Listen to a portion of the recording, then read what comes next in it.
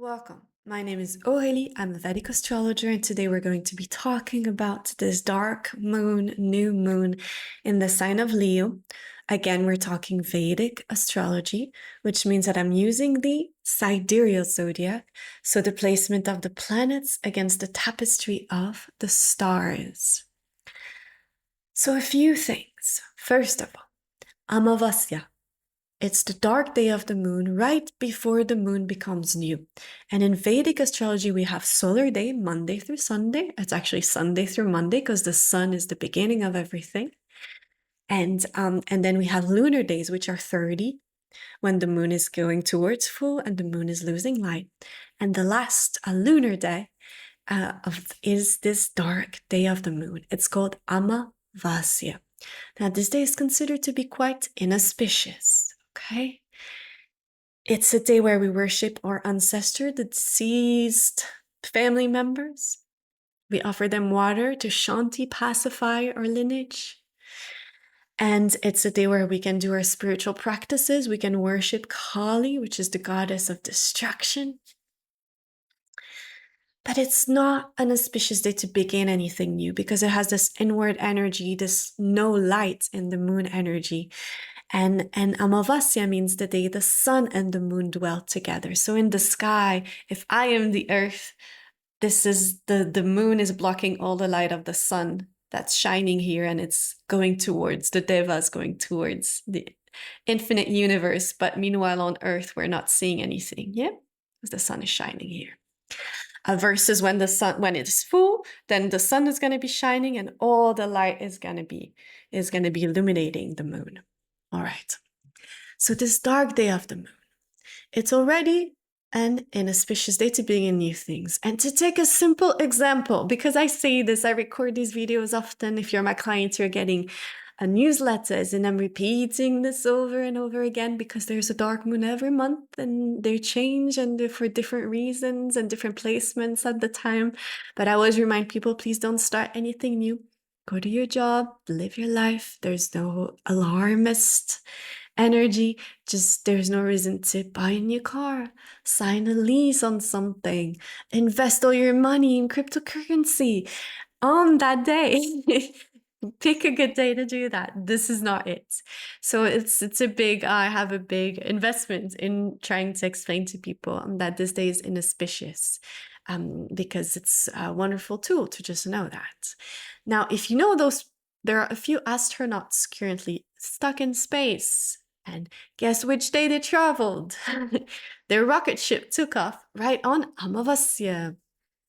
All right, so just to take an example, it can delay things. It's like a black hole, it can just like suck the energy out of it and you get stuck in this situation. So do you want a house? But on that day, no. Then what's going to happen? You're not going to be able to sell it. You'll be stuck with it. It's going to be this Amavasya energy, yeah? All right, so this dark moon is happening in Leo. Now, there's a few planets that have transited and shifted as it always does. Again, Venus, which I've mentioned, which is a planet of love, romance, relationship, is slowly making its way towards Ketu, which is a very spiritual planet, but it's also fiery and headless. So it's not the best. And Venus is debilitated. And now that Mars has moved into Gemini, it's getting an aspect of Mars, which means that a lot of anger, a lot of fire. So just be patient in your relationship. And it's this really spot of like fire and water, it's like the steam moves the whole train. It's very powerful, but it can just explode also. So just be mindful of anger explosions around relationships. That's on a personal level. Now, on a global level, on the day of the dark moon, which is already a day, where the energy is low, we'll be seeing this position of Venus that we've already mentioned.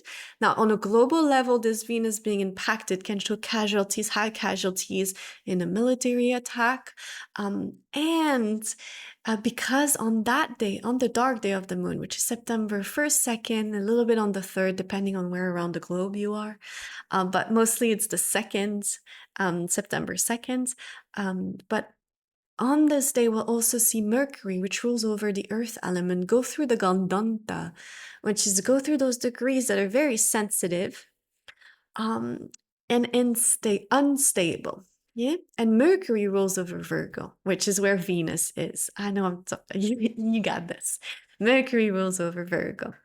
Um, and what it means is there's going to be high instability that day, emphasizing that military action as well as some sort of Earth-related event, whether we could see solar. It's actually I've been studying the Carrington event, which is in the 1800s. There was a very big solar storm, which took out a lot of those communications.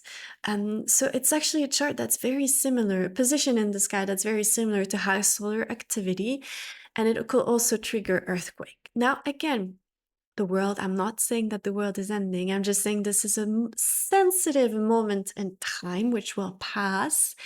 And as we're going to see in the world agitation and instability, we should also be mindful that in our own life there is going to be a vibration of instability, and we should be patient. Yeah. So just whatever is coming up right now at the moment until September 2nd, whether it is around family, homework, whatever that falls in your own chart, just be patient. Yeah. Just try to, you'll just feel into the energy of more clarity will come, more stability will come once you pass that point of September 2nd, September 3rd. I'm actually, to September 3rd and 4th. So if you have to do something important, I'd wait until that 4th. And just let this moment in time pass. Okay. All right. So we went over on a global scheme what it looks like, which is just, some further military action, could be casualties, could be some sort of solar event and or earthquake, depending on the position, on, what may or may not come, but that is the indication. All right. And we're going to be, right after the dark moon, we're going to be moving into a very special Vedic holiday, which celebrates Ganesha. So it's a great time to do that. And it's a great time right now also to worship Ganesha because of the position of the stars. So just, do your Ganesha if you have Ganesha mantras, or if you're listening to anything that's a worship to Ganesha. It's a great time to have that playing in your home, in your heart, with your family. What else do we have to talk about? All right. So that is this dark moon, which is a little bit darker than I would like it to be, but that's the way at the moment. Things are transitioning. There's in between and instability and extra fire. So let's hope for the best. And I hope you all are doing good. If you have any questions, let me know. If you want a write up, there's going to be a post on the blog, and there's going to be a newsletter being sent out soon. And my name is Aurélie. I'm a Vedic astrologer. If you want to know exactly where it's going to fall in your own personal chart, you can book a reading with me. Just have a look at the website. The website is almost relaunching with a beautiful new design that I can't wait to share with you all, but have to wait a few more days.